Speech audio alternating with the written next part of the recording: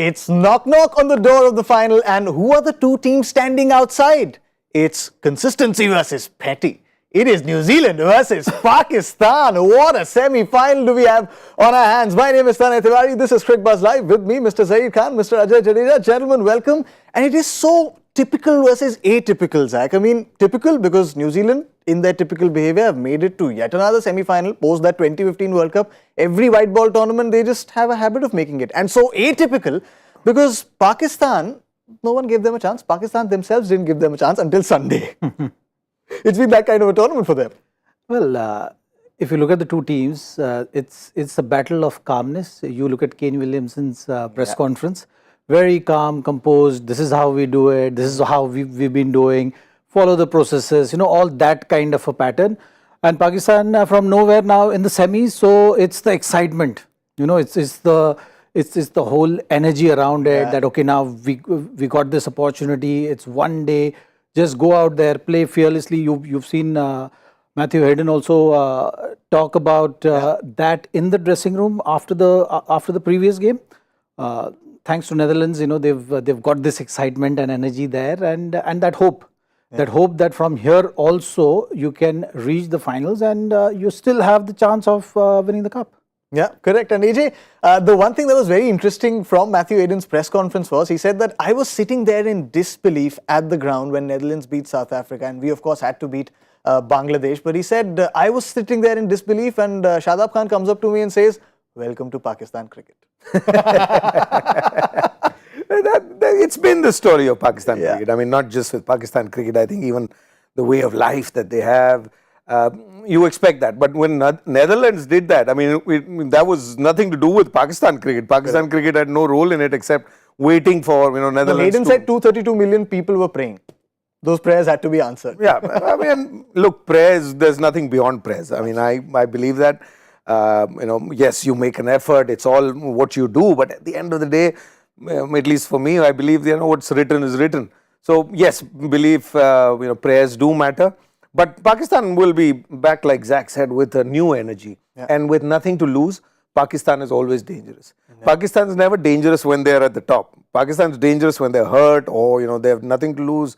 They've come from nowhere. They must have packed their bags. I'm sure they had booked their tickets. The tickets must have been rescheduled. And that's when you saw the best cricket of Pakistan. I mean, you look at that game against Bangladesh.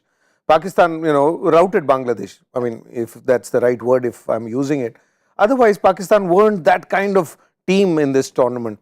But I think the consistent team is now Pakistan because they've won 3 in a row to come here. Yeah, correct. And New Zealand probably has lost 1 in the middle. Yeah. They haven't been at their best. Their best was when we started the tournament. So one is a team that's been going down. The other team's on the ascendancy. With all the prayers, now prayers can add my prayer also because I'm for Pakistan today. So from that point of view, yes. And when it comes to knockout games, there are only 2 things. Yeah. First is being fearless because in a knockout game, the game starts. You need to be fearless. Whoever's fearless takes a takes a little lead in a game. And if both teams are not fearless and they're both playing defensively, then whoever holds their nerve. So if it gets close, then only New Zealand comes in. Otherwise, fearlessly, I think Pakistan is the team to watch today. Yeah, there's so many factors that play every knockout game, and especially when Pakistan are playing, emotion fires their gut. They're here at the back of 3 wins, but now they've lost the toss at the Sydney Cricket Ground, and that's a bit of a worry. New Zealand are batting first. Both teams are unchanged. But Zach, at this ground, batting first has become a trend increasingly as the tournament progressed. We saw teams batting first had better conditions to bat in because the pitch really slowed down later. And more so in the knockout games. Yeah. When you're playing knockout games, it's better to bat first and then let the other team deal with the pressure of the chase. If you put runs on board, you can put any team under pressure. And then the nerves will come into play. We often speak about which team is staying in present. You start thinking about whole lot of external factors which do play a huge role in knockout games especially. And if it's a semis, then obviously it is going to play a huge role in terms of defining the outcome. So who holds the nerves is going to be important. Toss is very, very crucial. New Zealand, if they've won the toss, they will have that upper hand for sure. The ground SCG, you've seen that teams batting first have that added advantage. Correct. Only England have managed to chase down that 140 total of Sri Lanka. Apart from that, that wasn't easy either. Teams batting first, they've been able to have that command in the game. Correct. And also because of the nature of the wicket. Nature of the wicket, we've seen the ball will grip. There will be some two-paced pace maybe from the pitch. Off-pace deliveries will come into play. So I think New Zealand, if they put runs on board, they have that attack. Unless they've made some change in the playing 11. No changes. Both are unchanged. Yeah, so you have that balance in their playing 11 as well. Santner has been superb in this tournament. In the game against Australia also, he chipped in with those 3 wickets. He's someone who understands the condition well, can really vary the pace, has got that command on the lengths which he's bowling and suss the batsman very quickly. So looking at all those things, if New Zealand is able to approach the game how they approach against Australia with that fearless manner, Finn Allen going out there playing freely, chipping in that 20-30 runs, quick 20-30 runs, I think that will set the platform for New Zealand in this game. Yeah, and it's the same track as that Australia-New Zealand game, the opener of this World Cup. Let's have a look at the playing 11s.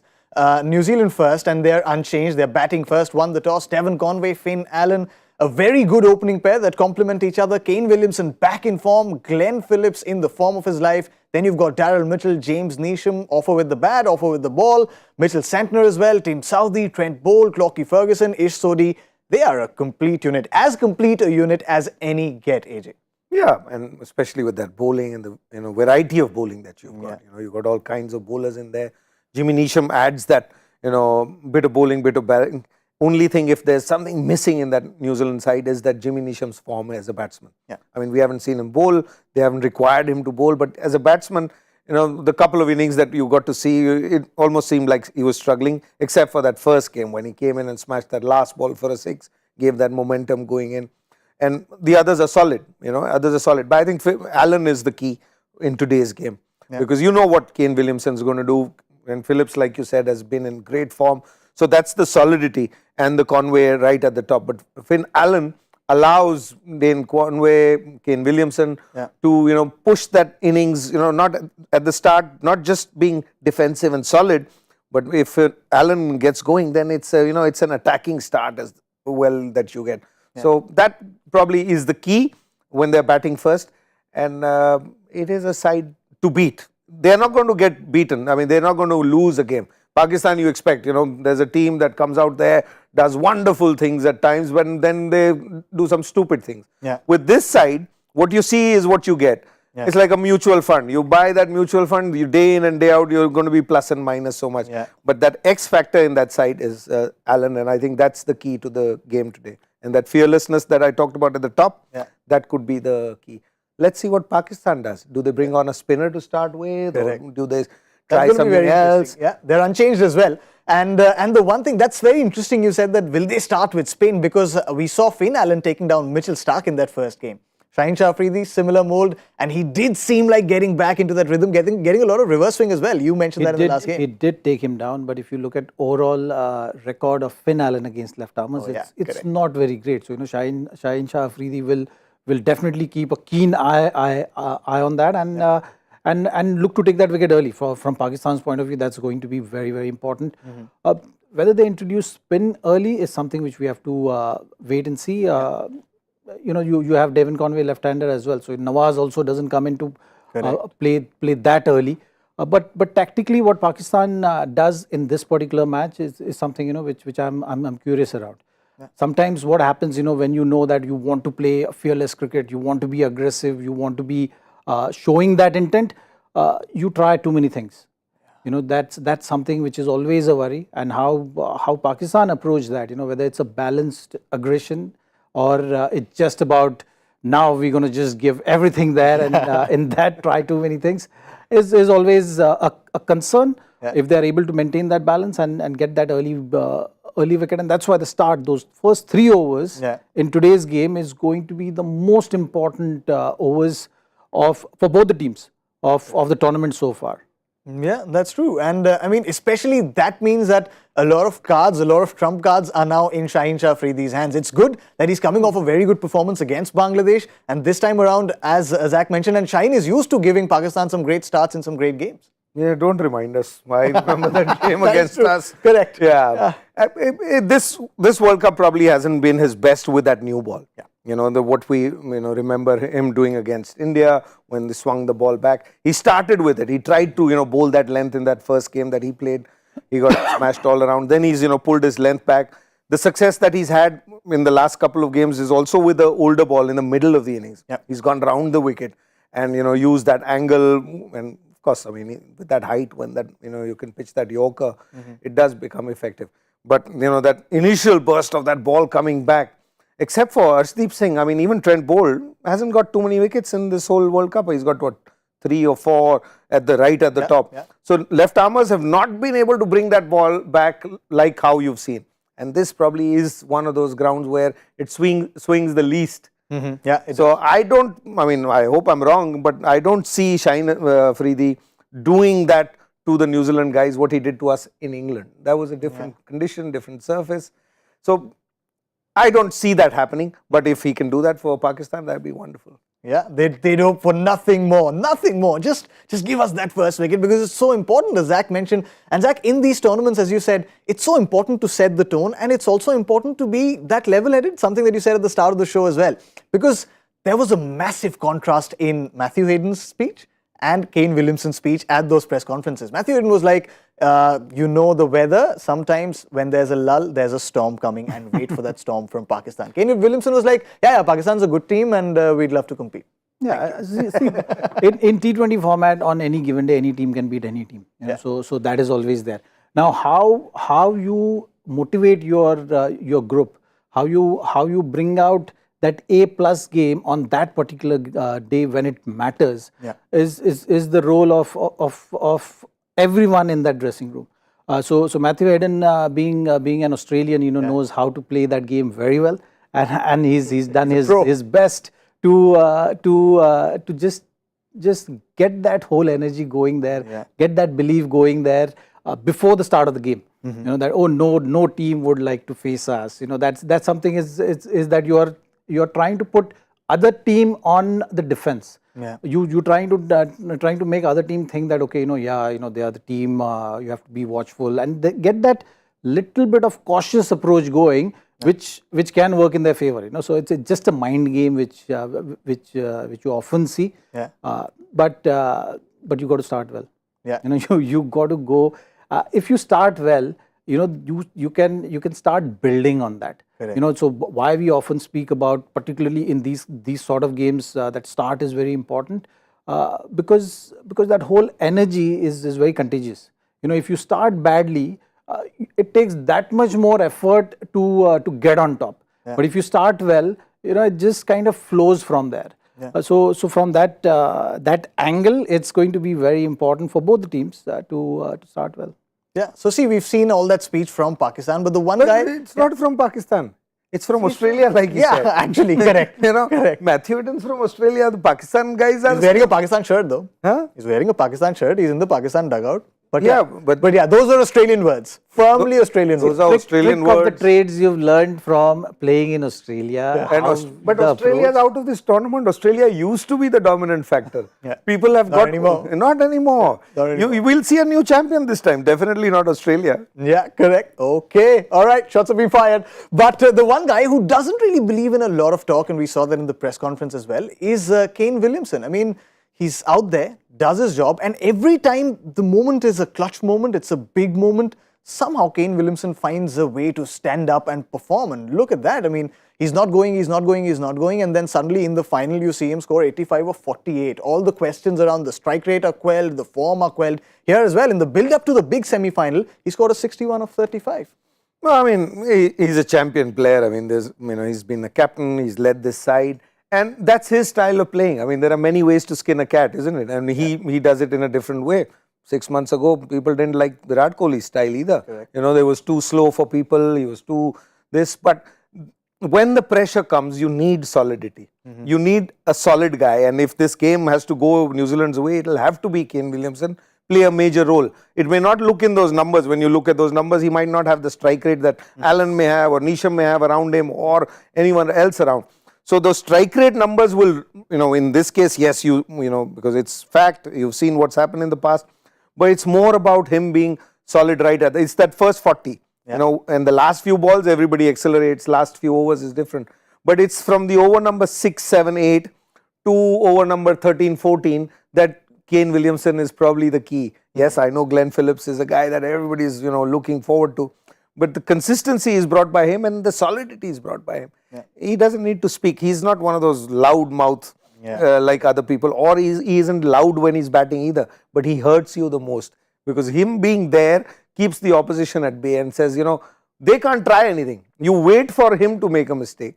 Whereas, with other guys, you sometimes are waiting for them to make a mistake and they will. This fellow rarely makes.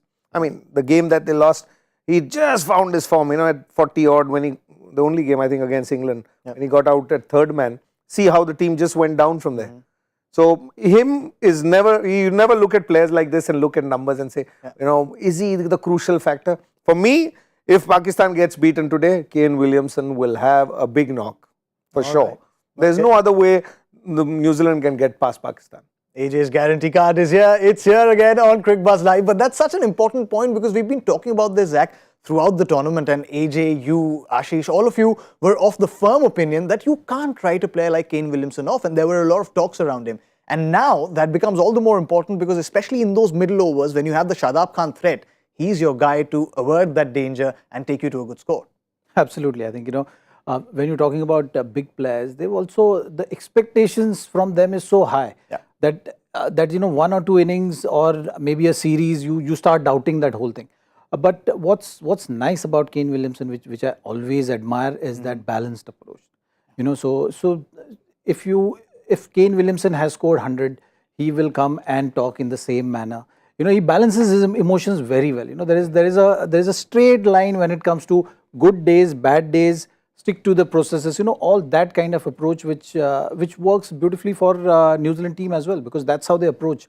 Not a lot of expectation from the home crowd. New Zealand fans that way, they don't expect a lot. It's not the number one sport in the country. So those pressures are also not there. But in just about how he manages his emotions is something which every player should learn from. When you are able to do that, you will be able to deal with the bad days better. Yeah. So when you have good day, it's fine. You feel satisfied, you feel calm about things. But when you have bad day, if you're able to achieve that, that will definitely get you through those phases in a much more nicer way than you have someone who's showing the emotions. So when you are performing, you are there. Your body language is different, and when you're not performing, your body language is completely different. Then that adds to pressure because everyone who is watching, they will be commenting on that. With Kane Williamson, whether he's scoring, whether he's not scoring, you don't get that thing from his body language or how he's going about doing his business. I think that's a great asset to have. Yeah, that is true. In the words of the great philosopher, Mr. PPpedia, he says it's not the outside noise that matters, it's the inside noise that matters. So PPpedia ka wo jo solution hai, that's working for Kane Williamson as well. But the one guy who's been doing really well for Pakistan, especially in those middle overs, is Shadab Khan. Getting those quick wickets, I think against Zimbabwe, he got Chakabwa and one more. Then Bavuma and Markram in the South Africa game. Then again, so he has that knack of picking quick wickets and suddenly changing the momentum of the game. Yeah, he's done that throughout this tournament and he's probably going to be the key. Yes, Nawaz has bowled well in the middle phases. Actually, Nawaz has been fabulous. Yeah. It's only that last over that we remember in India as the bad one. But Shadab's bowled well. I mean, even in that Bangladesh game, it was back-to-back He got Afif and Shakib, He got Shakib. I mean, bit of controversy there, whether he should have been out, not out. Back to DRS, waste of time. Anyway, but he's been the key. And he's an odd one. I mean, you look at Pakistan, their bowling is actually pace. I mean, they've got 140 with 3-4 guys bowling at that pace. And, then Shadab Khan comes in. And how he's been used is over number 7 is almost like a written rule where Shadab Khan comes in. And that's where the game's turning. And he's bowled slow. He's waited for you to hit him. I haven't seen a cut shot being played against him. I mean, there may be one odd in this tournament. But it's not, as a batsman, when you've got a pressure game, to step out and play something is difficult. Whereas when you get a short ball where you can cut or sweep. because he's so accurate and straight, there's not been many cuts and sweeps. And at that stage of the game, there are not many players getting after you. I think what his role or in Pakistan's team is almost like, he's there to take wickets. He's not there to, bowl tightly and get away. We've seen some great bowlers in this tournament also. And, it disappoints sometimes. Somebody who has the skill to, get the opposition to make a mistake is trying to, get through with his overs and say, acha, mere over khatam ho jaye. Shadab's the other way around. He's saying, I've only got 3-4 overs. Let me see if I can pick up another wicket.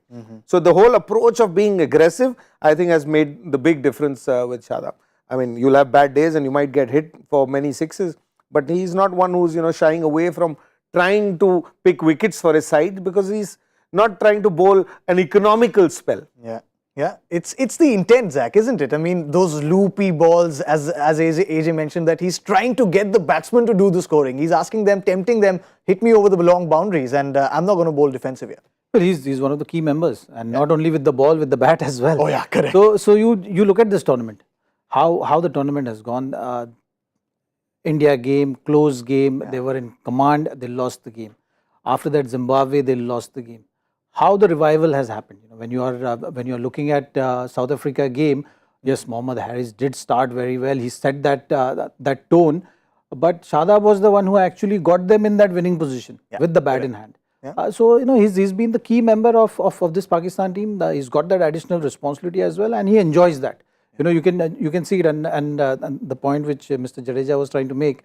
Why you are able to do that. Because you know that you have that ability, you have the backing of the team to be able to flight that delivery, to be able to take that calculated risk, because you are taking that responsibility upon yourself. Correct. Every time you're going out there, and that's the balance we talk about. So Shadab for sure has provided that balance to this Pakistan team with the bat, with the ball. Yeah, and he seems very balanced in his approach as well. As Matthew Hayden mentioned, that Matthew Hayden was distraught. He wasn't sure what was happening when Netherlands beat South Africa, and Shadab just walked up to him and said, welcome to Pakistan cricket. So he's been around a few seasons. He's seen these things happen. But the one guy who can really stand in between New Zealand and, Pakistan and a win here is also Glenn Phillips, because he can bat, he can field like crazy. He can bowl those off-spin overs in the middle as well. He's a complete superman. And look at that strike rate in this tournament and that average. Don't forget keeping. Keeping, oh yeah, correct. and keeping, of course. And the only man to get 100 in this tournament? I think Randy Russo also, no? Russo, sorry, yeah. So, and not out, So that's been the big change. We've seen him earlier. We've seen what he can do. But he's, extended those innings, and especially when they were down and out. Yeah. If it wasn't for that 100 knock, maybe, New Zealand wouldn't have been here in the semi-final. Yeah. So he's been crucial. He's like, and I think I said this the other day, I think there is this new generation that's playing a game at another level, whether it's Surya Kumar Yadav, Glenn Phillips. So it's got nothing to do with what the scoreboard total is saying. Yeah. If you're 4 down, 2 down, 4 overs to go or 16 overs to go, they carry on playing their game. So he is in that mold for me in this tournament, that this is the new generation that we are watching. And we need to learn to adapt to them rather than, they need to, because they are the leaders of this game. Yeah. And we'll see whether it works today. Say, imagine today, I'm excited about this, I'm seeing this, but they're, 3 down over number 9, 70 on board, and you see Glenn Phillips go out and try and smash one, get out and lose that semi-final. Then it'll be interesting to see whether they stick to this policy or not. Yeah. But at this moment, these two guys, him and Surya, are playing at another level. Yeah. They're playing in their own mind. They're playing a game that others cannot even imagine to play, but they've had great success. And that's what sport is. Actually, in sport, you've got to do what the other's not expecting you to do. Yeah. So that's his strength. They play BYOP cricket. No, bring your own pitch. It's a different pitch. It's a different opposition. But that's what he did against Sri Lanka as well. They were 15 for 3 and he walks into bat and just plays his game. I mean, there was one dropped catch there. But apart from that, he was just flawless. Amazing innings. You bailed your team out of a situation which Sri Lanka actually could have just continued with that momentum and closed the game. And they were on the... No one was able to play like how Glenn Phillips played. Correct. That is one part. But you actually stayed not out. That staying not out is something which is so important. It shows how you're approaching the game. It's not about just playing there. If it's your day, you got to finish the job for your team. And that's what Glenn Phillips did. and that's what makes him a really, really big threat for any team. You know, on any day he can contribute, not only with his bat, you know, with the energy on the field. You see him running the way he runs, the way he.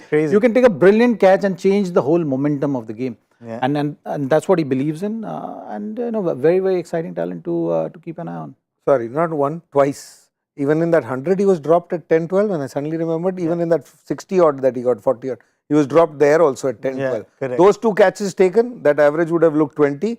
And the strike rate would have remained the same. Just a warning. Yeah, correct. It's just the strange way our game works in. But even in that Sri Lanka innings, I mean, he did get eventually dismissed. But by the time he'd scored 104 of the 167 runs for his team. So by the time he got dismissed, it was, the business was done for him. So he's been that kind of a player. But today, well, it's a big day. It's a big day because it's, as we said, it's consistency versus the emotions. What's going on when this big a day comes and you know you've prepped everything, but you've got to have nerves. Those butterflies have got to be there in your stomach. You got to enjoy the moment. I think, you know, yes, we are talking about all these factors which are going to be playing, but what's the most important thing for any individual player who is going out there on the field? You know, all these talks happen around the group. You know, as a group, we got to do this. As a team, we are here. All those things, but each and every individual have to manage their emotions. And if you're not enjoying this moment, you know, good or bad, if you're not enjoying it, the pressure is going to get to you at some stage. So that's the way I see it. That's the way you prepare and stay in present. You know, don't these kind of games. You just, if you're doing well, you think, oh, the final is in the grabs now. Correct. You know, we're going to reach. Looks like we're going to. You know, those are the kind of emotions you got to manage. Staying in present is very important. If you're in a tough situation, you can't be thinking about, oh, we've worked so hard, now we are in this situation, now we may not qualify. If you're thinking about that, you will not qualify. Correct. You know, for you to get out of that, the only thing which matters is, are you in the present moment and doing whatever it takes to get your team through or to bring out your A+ game. Yeah, that's very important on the big day. That's all that counts, that very moment. But a lot of Pakistan fans have already started going back, drawing parallels to that 92 World Cup yet again. And they're saying, oh, see, we also started badly there. Then we won 3 on the trot, beat New Zealand in the semis. They're manifesting a final, proper. Yeah, I mean, why not? I mean, when you got to, you know, go through something, you got to think of good times and you got to think of periods where you've done well. Why I feel Pakistan's better off here is, you know, only reason is that, you know, when you get to these finals, like he said, semi-final, final or big games, there are teams that try and do too much and say, oh, but these guys have had to play like final the last 3 matches. So they've got used to it. Yeah. And if you are used to playing in a certain way every time, whether it's these 3 matches, actually it's a, you know, for any team throughout the year, if you play every game as a knockout game, then this game is no different from that. But if you play every other game thinking we are trying out things and then get to the semi-final, then you're not sure what you're going to do. So I think Pakistan fortunate in this case because they've had 3 games like this where every game for them was knockout. So, and they've kept the same side, which is amazing as well. Yeah. So, you know, if they're manifesting, I am with them. I want to see them in the finals because there's no more fun beating anyone else except Pakistan in the final. Oh, yes, correct. He's manifested another finalist already. So all of us, we all have a choice. We are manifesting, then we manifest the best. Correct. We are manifesting an India-Pakistan final, but it's a knockout of the joy factor as well. Yeah, it's a knockout every day for me because it knocks me out. But let's have a look at the question what Joyda sent us today. 3 cricketers made their debut in the same test in 1998. I was 3 years old then. One went on to hit the winning runs in a World Cup final. Another played just 2 tests. Name the third who has played 100+ tests. No clue. No idea at all. AJ, are you trying to find a pattern there? Yeah, I'm trying to think. 100 tests kaun khela hoga 98. Is it from India or Pakistan? I have no idea, sir. Read it again. I just read out the question. Read it again. Maybe we'll. Okay, we'll read out the question once more. 3 cricketers made their debut in the same test in 1998. One went on to hit the winning runs in the World Cup final. Another played just 2 tests. Name the third who has played 100+ tests. Even if you have the answer, you can't give it out.